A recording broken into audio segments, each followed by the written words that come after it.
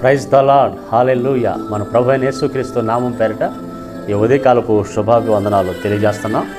దేవుని బిడ్డలారా, ఈరోజు దేవుడు మనతో మాట్లాడుతున్న మాటను బట్టి ఇంట్లో ఎవరైనా యవనస్తులు, మగపిల్లలైనా ఆడపిల్లలైనా వారికి ఈరోజు ఈ మాటలు వినిపించండి. రక్షణ లేని వారు ఎవరైనా ఉంటే వారికి కూడా వినిపించండి. ప్రత్యేకంగా యవనస్తుల కోసం ఈరోజు దేవుడు మనతో మాట్లాడుతూ ఉన్నాడు. ఆదికాండం 39వ అధ్యాయం 2వ వచనంలో, యెహోవా యోసేపునకు తోడై ఉండెను గనుక అతడు వర్ధిల్లుచు తన యజమానుడకు ఆ ఐగుప్తుని ఎంట నుండెను. యెహోవా యోసేపునకు తోడై ఉండెను గనుక వర్ధిల్లుచున్నాడు. యోసేపు వాళ్ళ తండ్రి దగ్గర లేడు, వాళ్ళ అన్నల దగ్గర లేడు, వాళ్ళ తల్లి దగ్గర లేడు, వాళ్ళ ఊరిలో లేడు, ఎక్కడో అన్యుల మధ్య ఇతర దేశంలో అక్కడ ఉన్నాడు. అక్కడ ఒక ఐగుప్తీయుల మధ్య అక్కడ ఉండి అక్కడ వర్ధిల్లుతున్నాడు. యోసేపు వయసు ఇంచుమించు 17-18 సంవత్సరాల వయసు. మరి చాలా చిన్నపిల్లవాడుగా ఉన్నాడు. అయినప్పటికీ తన పరిశుద్ధతను కాపాడుకుంటూ, తన భక్తిని కాపాడుకుంటూ దేవుని కొరకు మరి ఒక యవనస్తుడుగా పవిత్రమైన జీవితాన్ని కలిగి దేవుని సన్నిధి వర్ధిల్లుచూ ఉండటం అనేది యోసేపుని బట్టి చూస్తూ ఉన్నాం. అతడు చేసేదంతా కూడా సఫలమవుతుంది. ఆ ఐగుప్తీయుడు, ఆ యజమానుడికి మాత్రమే కాకుండా ఆ ప్రాంతం ప్రజలందరూ కూడా అది గమనిస్తున్నారు, యోసేపుకు దేవుడు తోడై ఉన్నాడు అనేది. అంత వయసులో అంత చిన్నపిల్లవాడుగా మరి యవనస్తుడిగా పరిశుద్ధతను కాపాడుకుంటూ దేవుడు తోడై ఉంటూ దేవుడు అతను చేసేదంతా ఆశీర్వదిస్తున్నాడంటే, ఈరోజు మన ఇళ్లలో యవనస్తుల పరిస్థితి ఎలా ఉంది? యవనస్తులను బట్టి తల్లిదండ్రులు ఏడ్చే పరిస్థితి, కన్నీళ్లు గార్చే పరిస్థితి. వీడెప్పుడు మారుతారో, వీడెప్పుడు సక్రంగా ఉంటాడో, వీడిని బట్టి నాకెంత అవమానం, వీడిని బట్టి నాకెంత మరి బాధ, వేదన. మరి చాలామంది ఏం జరుగుద్దో వీడిని బట్టి అని అమ్మాయిని బట్టైనా అబ్బాయిని బట్టైనా బాధపడే తల్లిదండ్రులు లేకపోలేదు.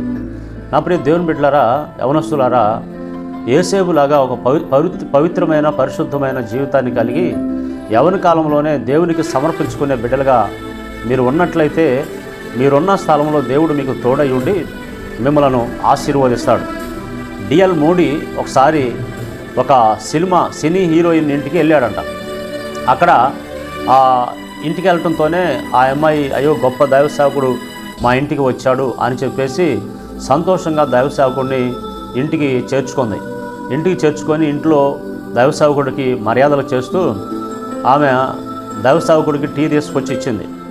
ఈలోపు దైవ సేవకుడు ఆమెకి, మరి అమ్మా, దేవుడు నిన్ను చాలా అందంగా చేశాడు, నువ్వు యవనస్తురాలివి, నీకు దేవుడు మంచి తలాంతులు ఇచ్చాడు, వాటన్నిటిని నువ్వు దేవుని కొరకు ఉపయోగిస్తే బాగుంటుంది కదా.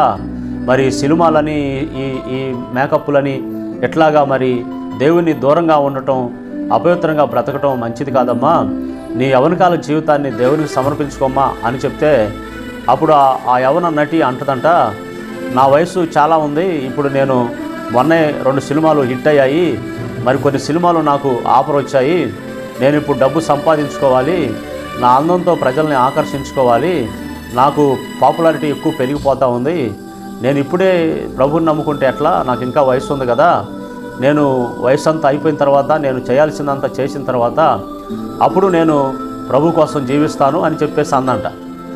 అప్పుడు డిఎల్ మోడీ గారు ఆయన టీ తాగుతూ ఆ కప్పు ఆడపెట్టి, అమ్మ సగం టీ తాగాను, ఇక నాకు వద్దు, ఈ టీ మీరే తాగాలి అన్నాడంట.